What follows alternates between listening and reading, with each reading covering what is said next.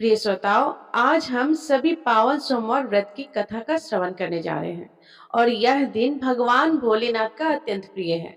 कहा गया है कि आज के दिन जो भी भक्त श्रद्धा और भक्ति से सोमवार का व्रत करके शिवलिंग पर गंगा जल, दूध, बेलपत्र, धतूरा और अक्षत चढ़ाकर शिव जी का पूजन करके कथा का श्रवण करता है, उसके सभी कष्ट दूर हो जाते हैं और जीवन में सुख समृद्धि, संतान सौभाग्य और अंत में मोक्ष की प्राप्ति होती है। आइए कथा से पहले हम सभी भगवान का ध्यान करें। हे भोलेनाथ, आप कैलाशपति हैं, माता पार्वती के प्रियतम हैं, कार्तिकेय गणेश जी के पिता हैं, आप ही महाकाल हैं, आप ही जगत के पालनहार हैं। आपके चरणों की वंदना करने मात्र से जन्म जन्मांतर के पाप नष्ट हो जाते हैं।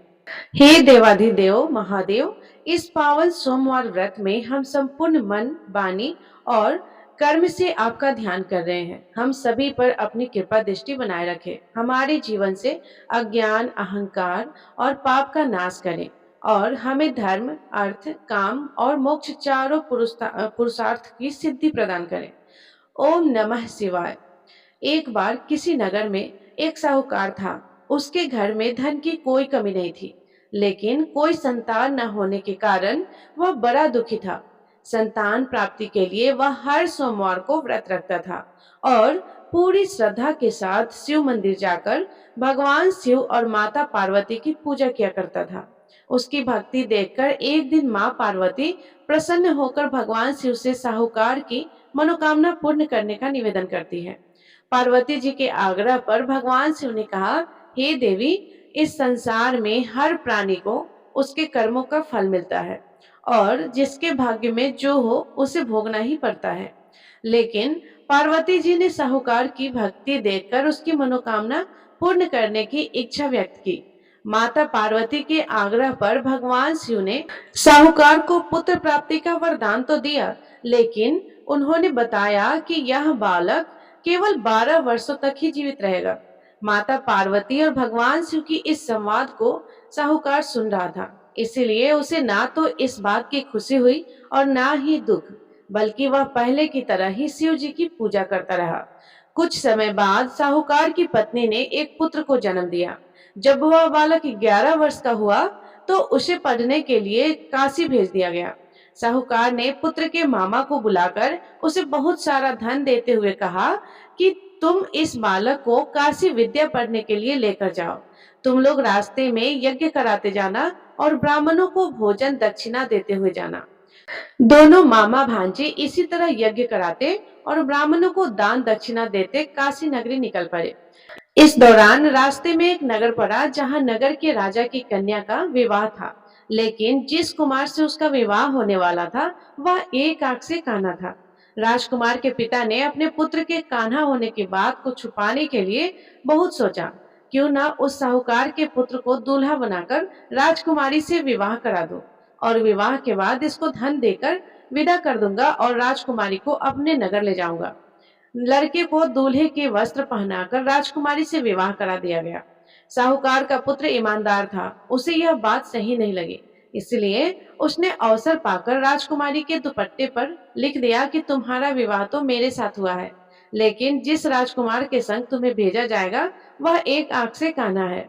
मैं तो काशी विद्या पढ़ने जा रहा हूँ। जब राजकुमारी ने चुनरी पर लिखी बातें पढ़ी तो उसने अपने माता पिता को यह बात बताई। राजा ने अपनी पुत्री को विदा नहीं किया, फिर बारात वापस चली गई। दूसरी ओर साहूकार का पुत्र और उसका मामा काशी पहुंचे और वहां जाकर उन्होंने यज्ञ किया। जिस दिन साहूकार के पुत्र का 12 वर्ष हुआ, उस दिन भी यज्ञ का आयोजन था। लड़के ने अपने मामा से कहा कि मेरी तबीयत कुछ ठीक नहीं लग रही है। मामा ने कहा कि तुम अंदर जाकर आराम कर लो। भगवान शिव के वरदान अनुसार कुछ ही देर में उस बालक के प्राण निकल गए। मृत भांजे को देखकर उसकी मामा ने विलाप करना शुरू कर दिया। संयोगवश उसी समय भगवान शिव और माता पार्वती उधर से जा रहे थे। पार्वती जी ने भोलेनाथ से कहा, स्वामी, मुझे इसके रोने का स्वर सहन नहीं हो रहा है, आप कृपया इस व्यक्ति के कष्ट को दूर कीजिए। जब भगवान शिव मृत बालक के समीप गए तो वह बोले कि यह उसी साहूकार का पुत्र है जिसे मैंने 12 वर्षों की आयु का वरदान दिया था। अब आज इसकी आयु पूरी हो चुकी है। लेकिन मातृभाव से विभोर माता पार्वती जी कहने लगी, हे महादेव, आप इस बालक को और आयु देने की कृपा करें, नहीं तो इसके वियोग में इसके माता पिता भी तड़प तड़प कर मर जाएंगे। माता पार्वती के पुनः आग्रह पर भगवान शिव ने उस लड़के को जीवित होने का वरदान दिया। शिव जी की कृपा से वह लड़का जीवित हो गया। शिक्षा पूरी करके लड़का मामा के साथ अपने नगर की ओर वापस चल पड़ा। दोनों चलते हुए उसी नगर में पहुंचे जहां उसका विवाह था। उस नगर में भी उन्होंने यज्ञ का आयोजन किया। उस लड़के के ससुर ने उसे पहचान लिया और महल में ले जाकर उसकी खूब आवभगत की और अपनी पुत्री को धूमधाम से विदा कर दिया। इधर साहूकार और उसकी पत्नी भूखे प्यासे रहकर अपने बेटे की प्रतीक्षा कर रहे थे। उन्होंने प्रण कर रखा था कि अगर उन्हें अपने बेटे की मृत्यु का समाचार मिला तो वह भी वहीं पे प्राण त्याग देंगे। परंतु अपने बेटे के जीवित होने का समाचार पाकर वे बेहद प्रसन्न हुए।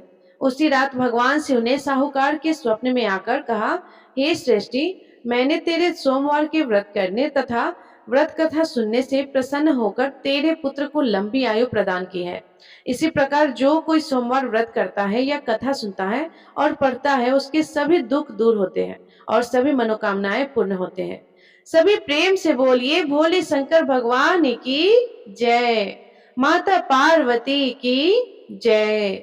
जिन्होंने श्रद्धा से सोमवार का व्रत किया, यह पावन कथा सुनी और भगवान शिव का पूजन किया, उनके जीवन से समस्त दुख, रोग, शोक और संकट दूर होते हैं।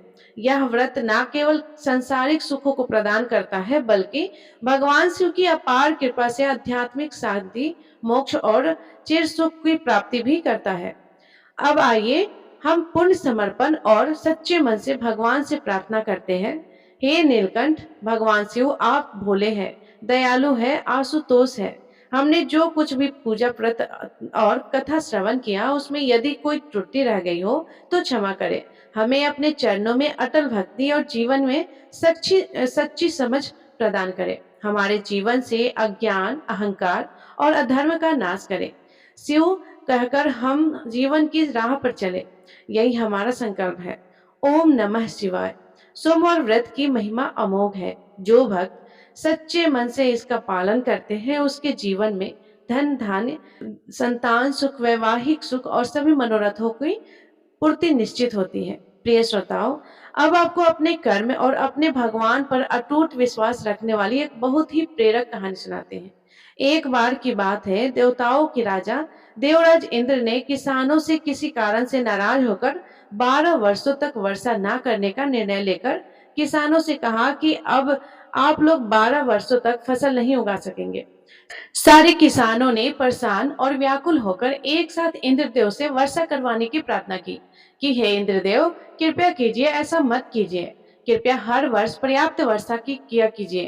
तब इंद्र ने कहा कि यदि भगवान शंकर अपना डमरू बजा देंगे तो वर्षा हो सकती है।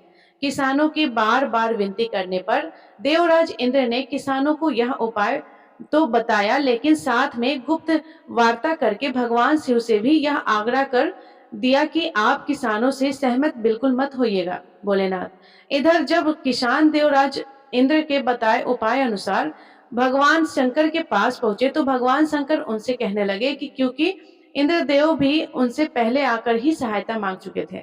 भगवान शिव ने कहा कि किसानों, डमरू तो बजेगा, लेकिन अभी नहीं, 12 वर्षों के बाद।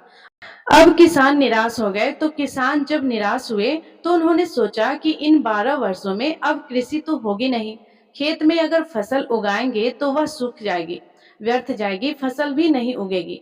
तो इससे अच्छा है जब तक वर्षा नहीं होगी तब तक हम खेती ही नहीं करें। अब उन किसानों में से एक किसान ऐसा भी था जिसने खेत में अपना काम करना नहीं छोड़ा। सारे खेत वर्षा न होने के कारण बंजर हो चुके थे, धरती में दरारें पड़ चुकी थी। लेकिन एक वही किसान था जो नियमित रूप से पहले की तरह अपने खेत जोतता, निराई गुड़ाई करता, बीज बोता और खाद भी डालता। यह सारा दृश्य देखकर गांव के किसान उनका मजाक उड़ाने लगे कि भाई, अभी तो अगले 12 वर्षों तक वर्षा का कोई नामो निशान नहीं है, और यह बात तो तुम भी जानते हो कि भगवान शिव ने भी स्वयं कहा है कि अगले 12 वर्षों से पहले तो डमरू बजेगा ही नहीं, और वर्षा तभी हो सकती है जब भोलेनाथ अपना डमरू बजाएंगे। तो ऐसे में तुम बारिश ना होने के बाद भी खेतों में आकर काम कर रहे हो।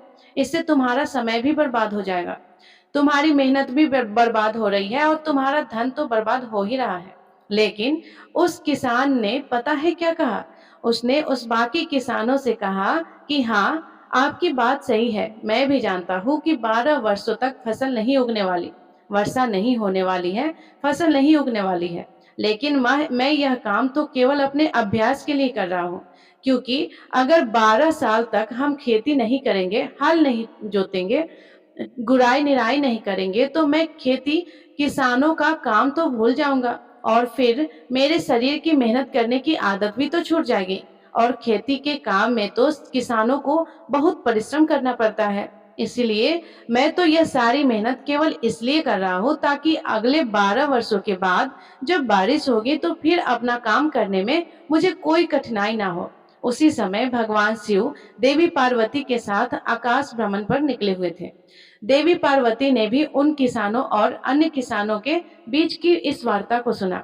सारी बातें सुनने के बाद देवी पार्वती भगवान शिव से विनम्र स्वर में बोली, प्रभु देखा, आपने यह किसान अपने खेत में परिश्रम इसलिए कर रहा है ताकि यह लगातार 12 वर्षों तक वर्षा ना होने के कारण कहीं अपनी मेहनत करना ना भूल जाए, कहीं हल चलाना ना भूल जाए, कहीं खेती किसान का काम ही ना भूल जाए। और आप है कि आप भी तो 12 वर्षों तक अपना डमरू ना बजाने का निर्णय लेकर बैठे हैं।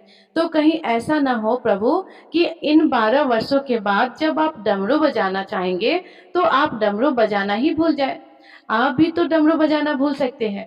माता पार्वती की बात सुनकर अब भोलेनाथ भी चिंतित हो गए, यह देखने के लिए कि डमरू बज रहा है या नहीं।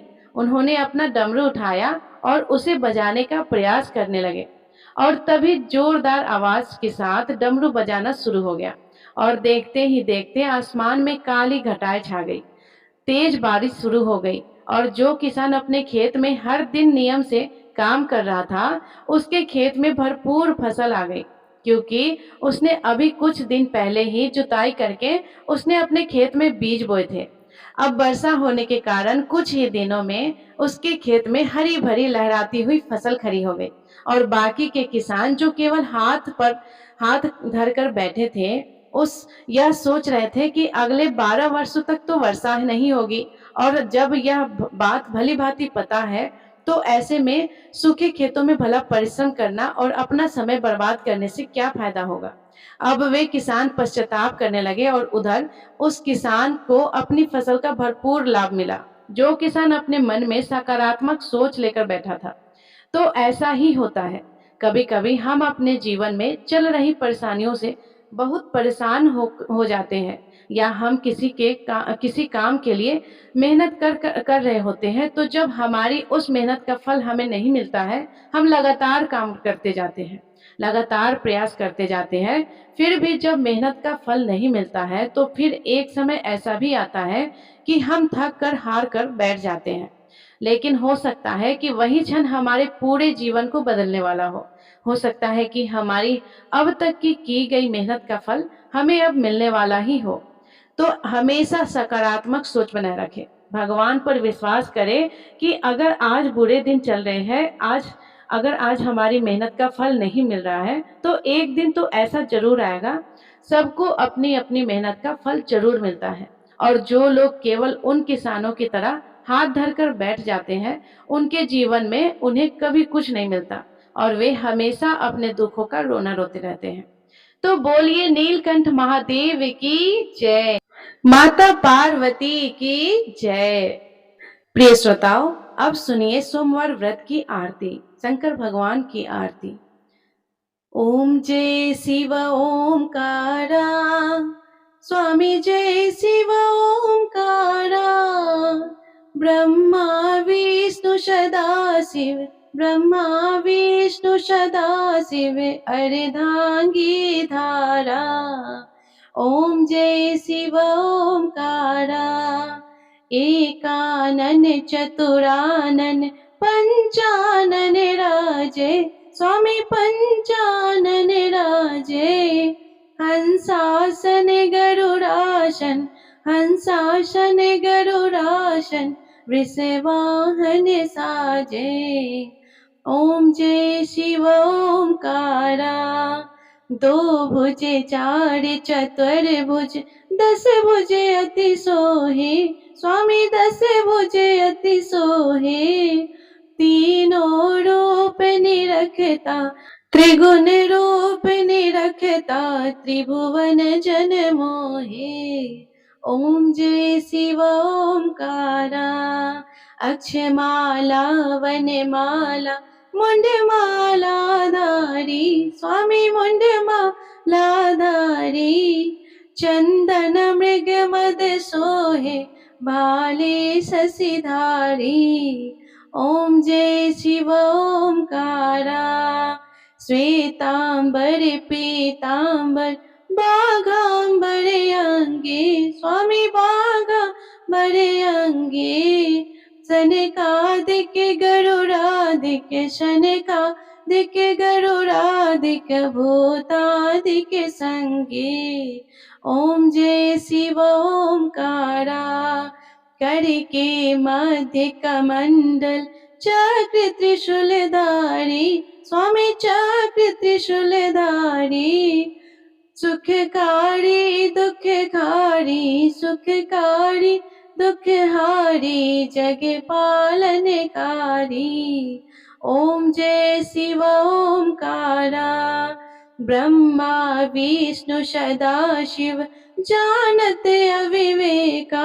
स्वामी जानत अविवेका। प्रणवांछड़ में शोभित, प्रणवांछड़ में शोभित, ये तीनों एका। ओम जय शिव ओंकारा। त्रिगुण स्वामी जी की आरती जो कोई नर गावे। स्वामी जो कोई नर गावे। कहत शिवानंद स्वामी, रटत भोला नंद स्वामी, सुख संपत्ति पावे। ओम जय शिव ओंकारा। ओम जय शिव ओंकारा। स्वामी जय शिव ओंकारा। ब्रह्मा विष्णु सदा शिव अर्धांगी धारा। ओम जय शिव ओंकारा। सभी प्रेम से बोलिए भगवान शिव शंकर की जय, माता पार्वती की जय। तो प्रिय श्रोताओ, ये थी सोमवार व्रत की संपूर्ण कथा। यदि ये कथा आपको पसंद आई हो तो प्लीज वीडियो को लाइक करके कमेंट में जय भोले बाबा जय माँ पार्वती अवश्य लिखिएगा। और अगर आप चैनल पे नए हैं तो चैनल को सब्सक्राइब कर लीजिएगा, क्योंकि हमेशा हम आपके लिए इस चैनल पे हर व्रत की कथा प्रतिदिन लेकर आते रहेंगे। धन्यवाद। राधे राधे। जय श्री कृष्णा। हर हर महादेव।